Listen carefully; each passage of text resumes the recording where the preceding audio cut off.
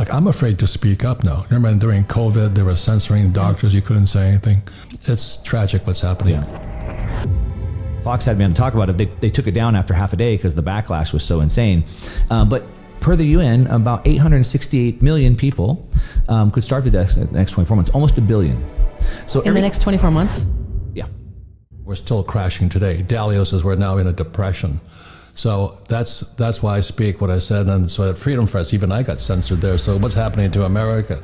So we're here with Mark Moss. I mean, he did a report on this guy named Klaus Schwab, which I've only heard rumors about. So who is this guy Klaus Schwab, one more time, and what are they really up to? Yeah, so founded the WF, the World Economic Forum. A lot of people might have heard of something like Davos, where every year the world leaders, the policy makers, if you will, the think tankers, they get together every year in Davos. And so you hear like the Davos man. What their policy is this public-private partnership. Public-private partnership. So it's politicians and business people getting together, public and private, getting together to set policy. So they get together every year in Davos, Switzerland at the World Economic Forum. And so it was founded by this guy, Klaus Schwab, who he's a German. His father has deep ties into Nazi Germany, obviously. There's deep ties there. He studied under Henry Kissinger. And he's created this think tank, bringing these people together to try to figure out a better way, a more equitable way to run the world. Watch out, anytime you see that word equitable, you know what they're talking about. They're talking about Marxism.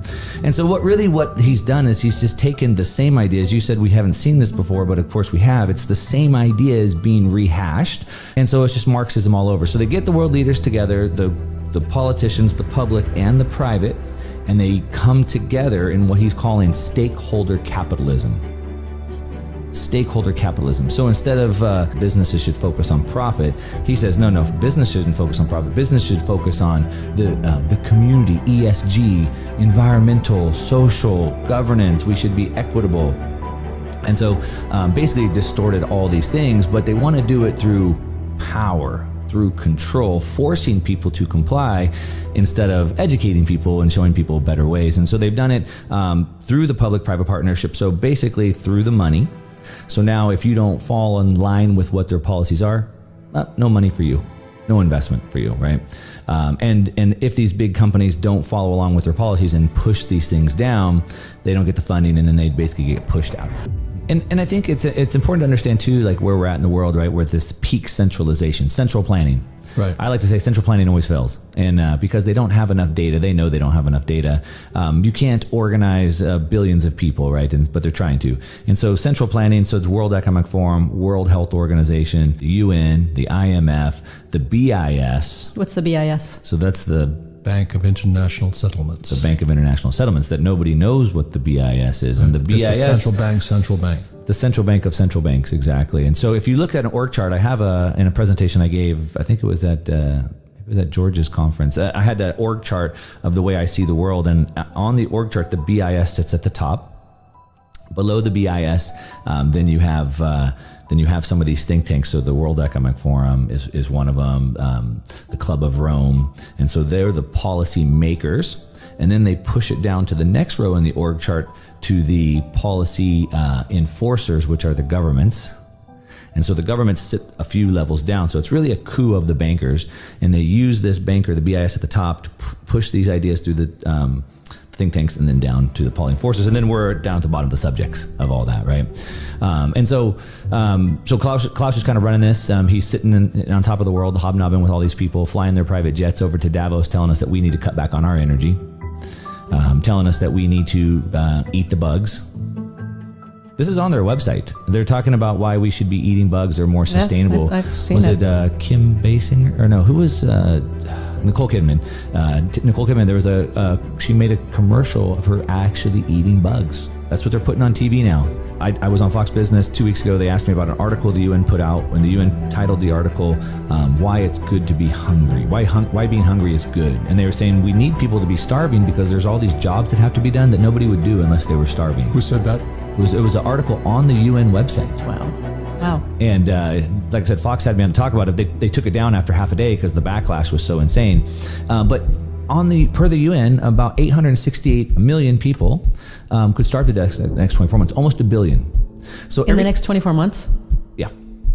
And so at a time, so Marxism, whenever Marxism has been tried in Russia in the early 1900s, about 25 million people starved to death. In Mao's Great Leap Forward, about 50 million people starved to death. Those were horrific, 50 million people. And they killed them too. We're talking about almost a billion now.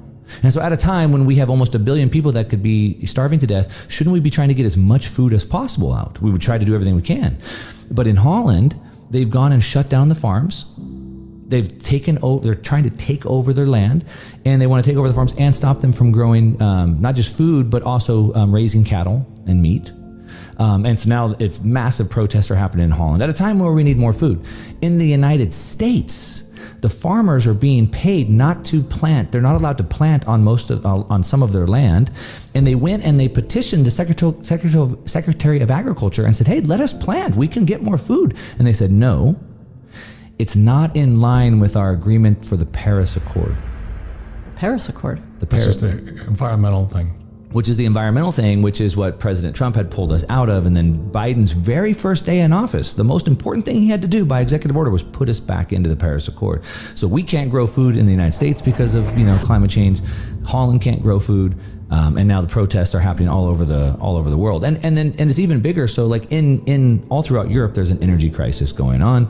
Everybody should know that by now. I've been talking about it for 2 years, and they don't have natural gas. They're dependent on Russia for natural gas. But we need natural gas in Europe to make fertilizer, and we need fertilizer to grow food. We also need natural gas to process food. I reference quite often what Henry Kissinger said, which was maybe a warning to the world, but I think it was more of a call to arms on their side. So he said, if you control the food, you control the people. If you control the energy, you control a continent. If you control the money, you control the world. So, not that I'm a lawyer or anything, but when I studied business law, they said intent is everything. Yeah. You can do something and make a mistake, or was it intentional? There's two different stories there. What's the intent of Kissinger, Klaus Schwab? This is something I struggle with a lot, and I ask on my videos quite often. Do you think is it stupid or is it evil? And a lot of people, I go with evil.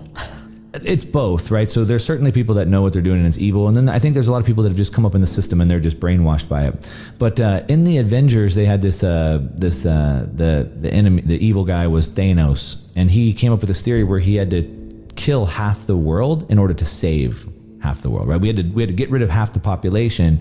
So it was kill half the world to actually save the world. And I feel that's where they are at. They feel that this is a necessary sacrifice, and they're telling us as much. I mean, the Secretary of the Energy for the United States is on TV telling people, we get it, gas prices are expensive, you can't afford to drive, but it's necessary. It's necessary for the transition. So they're saying for the greater good. For the greater good. I mean, Putin's saying that Americans must sacrifice and must suffer because we have to defeat Russia. It's for the greater good. But the Achilles heel is that third one, which is the money supply. Money. And that's the big one. That's what I wrote about in Capitalist Manifesto. The central bank of the United States was founded in 1913. Guess what else was founded in 1913? Tax Department. The Federal Reserve and the IRS. Yep. And so when you look at all this, and then if you read Marx, he says that a progressive income tax is necessary for the spread of communism. In the Communist Manifesto, number 5, he had 10 points. Number 5 was the creation of a central bank. Right. So central banks are part of Marxism. Of course. That's the whole goal. Yeah. And that's what I wrote in my manifesto.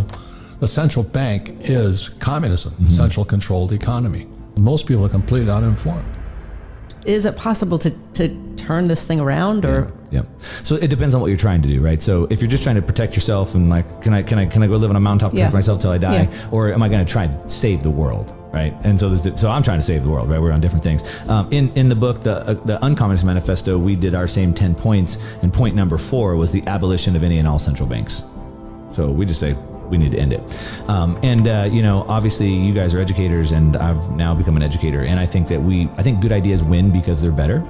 And I think if we can have good, intelligent discussion, then we can turn the tide on this thing. And so I think that we need to highlight how bad and disastrous these ideas are, and then show that there are better ideas out there. Now, they've done a really good job of taking over the education system. So when communism was defeated, in the 70s, and really started in about the 60s. It kind of went underground, and it came into the universities in the United States. And so they've done a really good job playing this long game, and they started with changing the college age kids' viewpoints on these things, who have now moved into media, who have now moved into government. I think we have to use their same playbook, fight fire with fire, if you will, right? And so get back into the education and start changing their mind now. I think also the one thing that we have to our advantage is their ideas don't work. The system's crumbling. The financial system is done. Like, the EU's on the verge of breaking up. The bond problem that they have is one that they probably can't solve over there. The pigs nations down below, they're done. Germany has lost its position. The energy is too high. So the EU's on the verge of breaking up. Who are the pigs? The Portugal, Italy, Greece, Spain. So the southern nations in the European Union. Italy and Greece have to constantly be bailed out. They don't have any production. Germany's been the production engine of Europe, but now they've become a net importer. Because of the energy war. prices have gone so high that they can't afford to produce anymore, and they have to import their energy. But why do they have to import their energy? Well, they shut all their nuclear reactors off. Over the last decade, they've been shutting them down. And so their energy prices have gone up by 8 times, when next door, France, they still have cheap power because they still have nuclear. So do you see, let's go back to Holland, which we think of as a peaceful nation, more or less.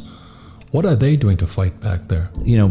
Humans can take a lot of abuse from governments, but when you can't eat or feed your family, that's when it's like game on, right? 9 meals to anarchy, they say. You don't eat for 9 meals, it's on, right? Well, 3 for me. So what they've been doing is they've been taking to the streets, sort of like we saw in Canada with the truckers, but now it's the farmers with their tractors, and they're taking these tractors and they're making the Canadian truckers look like child play. They are out in serious droves. Some of the farmers got arrested. The farmers went to the police station, surrounded them, and made them release the farmers. They've been filling up the city with manure. They blocked the airports. The fishermen have gotten involved. Now the fishermen are blocking the ports. But now it's spread to Poland. It's spread to Germany. We've done the same thing. They're all doing. So it's all the farmers are uniting in protest. So it's backing up. It's like the drain got clogged, and now it's backing up on Klaus Schwab and buddies. Yeah, and so now they're like, well, if we can't grow food, then no food. So you get no food then, and the shelves are bare, and they're feeling the pain. What Marxism thinks is that if we could take away your private property, and we could take and you could just have everything, like live in a commune, like communism, and we could take away human desire to strive and to have more, because that's what poisons us. This capitalist system that makes me want to work and achieve more and Which have is more human order. nature. Right, human nature. If we can take that away, people would be happy. If they, because right now we're unhappy because we don't have what we want. We're always striving. We always have to work harder. And so if we could take that away, but that's what they think. So you'll own nothing and you'll be happy because you won't need to strive. Nobody else, you won't see anybody else having something that you don't have. And they think there's this utopia, but they don't understand there's human nature, to your point. But that's what I'm asking you. Is it intent or is it a mistake? It's 100% intent, right? Yeah. So obviously Karl Marx wrote the book, The Communist Manifesto, and that book unfortunately, as far as I understand, has become the most read book in both political science and economics. Correct. What they said is that there's a struggle between classes, the rich and the poor, the proletariat and the bourgeoisie. Cultural Marxism today it's a struggle between all classes, white and black, men and women, gay and straight, etc., right? Which is the same thing. It's the struggle between people, arbitrary classes. We redefined and said, no, the real struggle, the real axis of struggle is between the individual and the collectivist. It keeps trying to pull them into these groups and take away their individual identity. Which is centralization.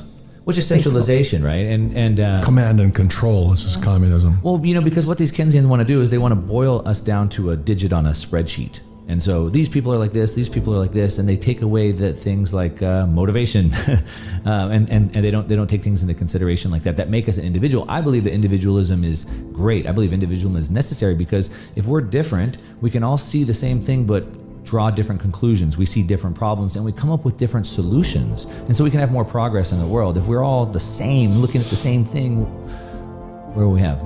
No infinite return. Yeah, it's called free market capitalism, but more important is we're fighting for our freedoms. It's tragic what's happening. Yeah. So we fight for our freedoms more than anything else, not for capitalism. You want to be a Marxist? Be a Marxist. You want to be a tranny? have a good life. Who you sleep with, none of my business. But don't take my freedom away.